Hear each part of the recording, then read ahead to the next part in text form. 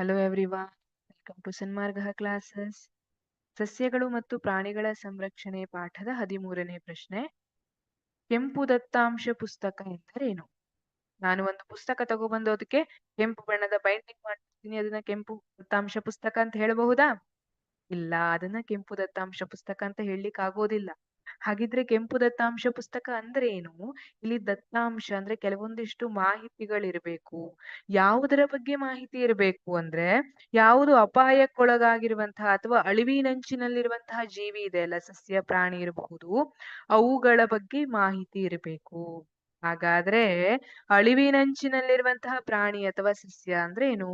ಈಗ ಕೆಲವೊಂದಿಷ್ಟು ಪ್ರಾಣಿ ಅಥವಾ ಸಸ್ಯಗಳು, ಅವುಗಳ ಸಂಖ್ಯೆ ದಿನದಿಂದ ದಿನಕ್ಕೆ ಕಡಿಮೆ ಆಗ್ತಾ ಇದೆ, ಕ್ಷೀಣಿಸ್ತಾ ಇದೆ.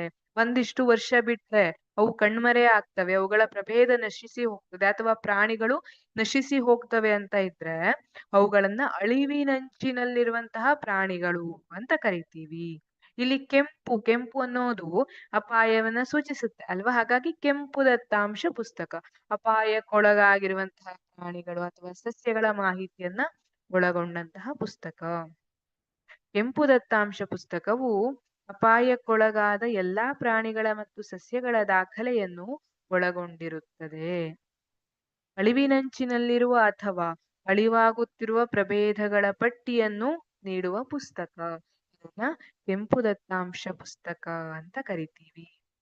ಚಿನ್ನದ ಬಣ್ಣದ ಬೆಕ್ಕು, ಕೃಷ್ಣಮೃಗ, ಮೊಸಳೆ, ಆನೆ, ಕೃಷ್ಣಮೃಗ, ಓಕೆ, ಆನೆ, ಇವೆಲ್ಲ ಏನಿದೆ, ಗುಲಾಬಿ ತಲೆಯ ಬಾತುಕೋಳಿ, ಇವೆಲ್ಲ ಅಪಾಯಕ್ಕೊಳಗಾಗಿರುವಂತಹ ಅಳಿವಿನಂಚಿನಲ್ಲಿರುವಂತಹ ಜೀವಿಗಳಾಗಿದೆ.